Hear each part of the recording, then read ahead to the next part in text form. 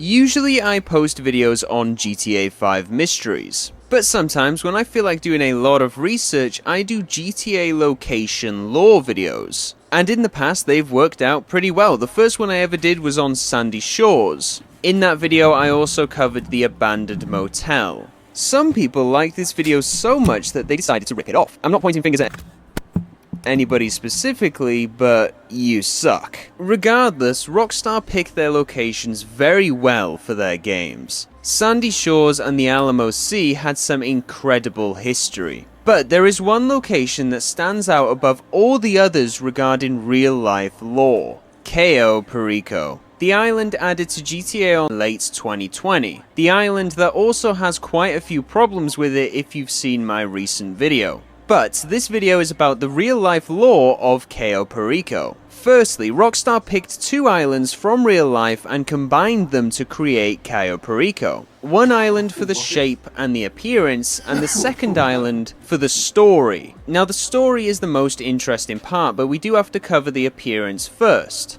The shape of Cayo is based on the Canoan Island.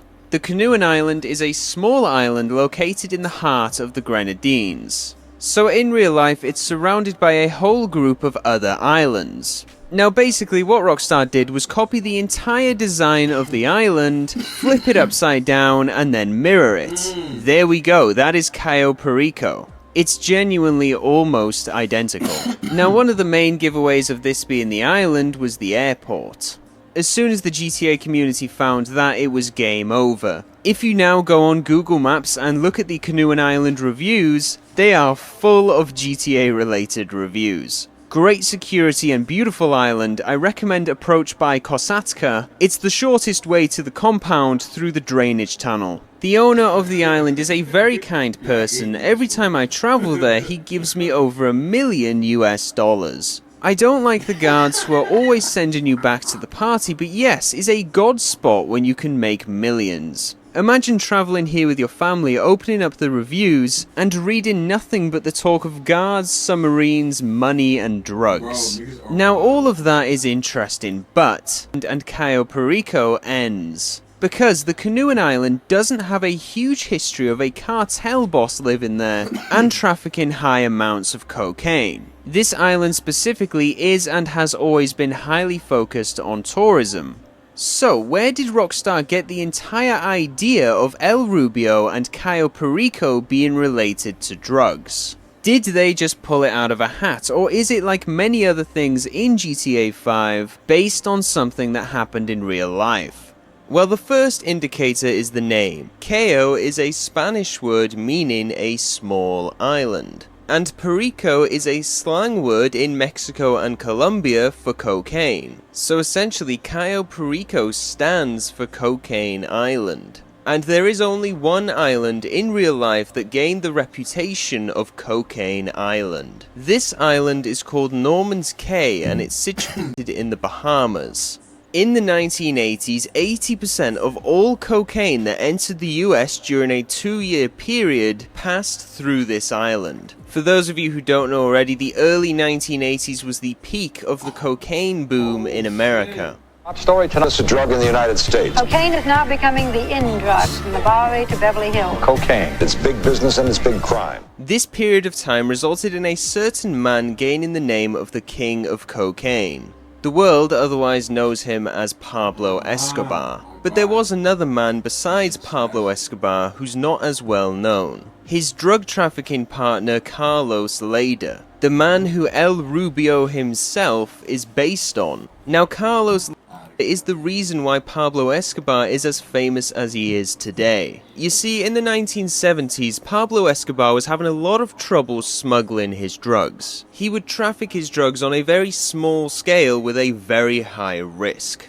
Unfortunately for Escobar, the US happens to be just far enough for his small private jets to be unable to make the journey without needing to refuel on the way. That puts him at very high risk, as there are only certain locations where you can refuel on the way, and the government will be waiting for you. So Escobar partnered up with a man who figured out a way around this. Carlos Leda came up with the idea of finding an island in the Bahamas that could be used to land the plane on and refuel. somewhere where they control, where the government wouldn't be waiting. Leda found the perfect island, Norman's Cay. It was perfect because it was in a very low-profile location and it already had a small runway on it. The runway being small already was also perfect as they only wanted small planes to be able to land on that island anyway. So, Leda found the perfect island. Now in the late 1970s he went to this island and took over it. He purchased his own estate on it, like the one that we can see on Cayo Perico, owned by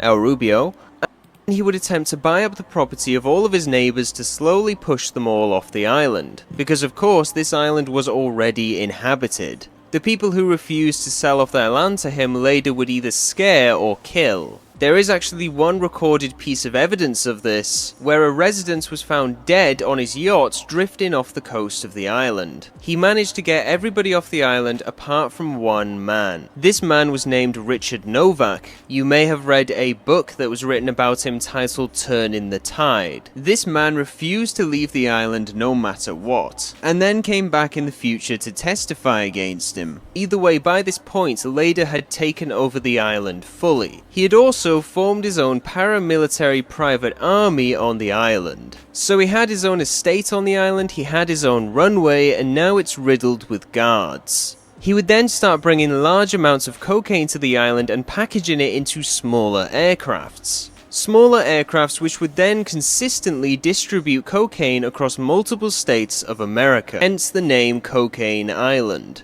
But Leda wasn't just known for using this island to smuggle cocaine. He was also known for the massive parties he would throw on this island. And I mean massive guarded parties for all of his associates, full of cocaine that would last days. Once again, does that remind you of anything in particular? It was estimated that this island would make Carlos up to 300 million every year. And I'm not gonna lie to you, that's another thing that will make fucking the game GTA 5, GTA 6 better. Like when you have a party, make it look like a party.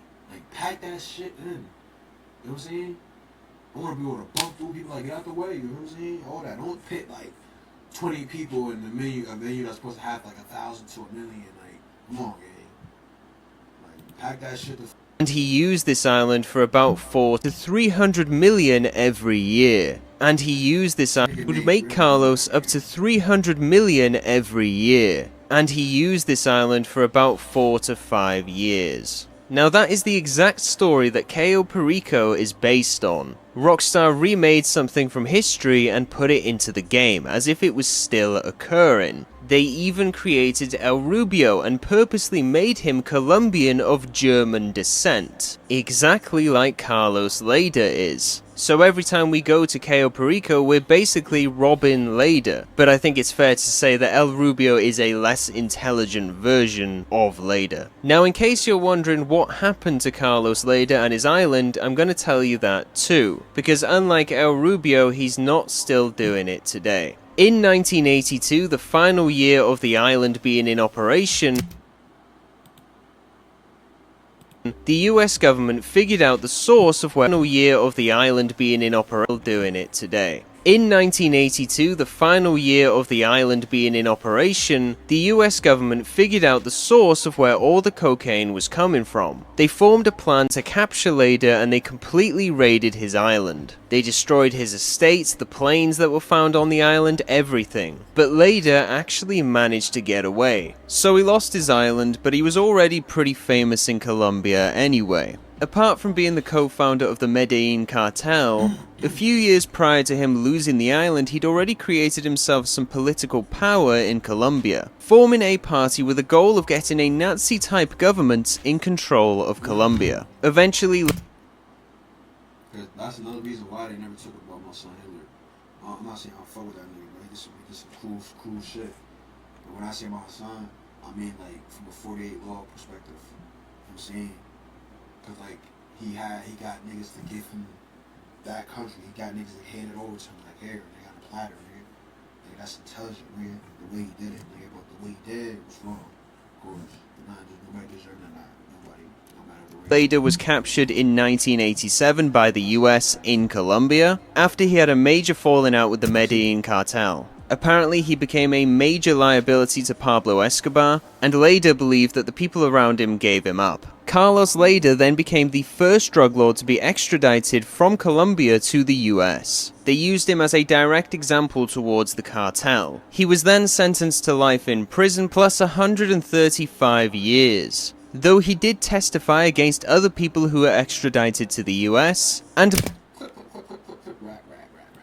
Yo, I ain't gonna lie, you'll just keep him over here.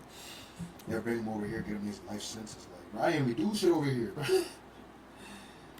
managed to get those years down to 55 years. He then left prison after only serving 33. This was in 2020, so he's been a free man for 6 years now. Apparently he is living in Germany given his descent. He could even be in the comment section of this video right now. But there you have it, that is the dark history that created Cayo Perico. It wasn't just made up for a video game, it was taken from history. Events that actually happened. Norman's Cay remains there to this day, and still has some remains of the drug smuggling planes sunken underwater. On screen, if you want to go and send me some video ideas, if you haven't subscribed already, you should do that right now.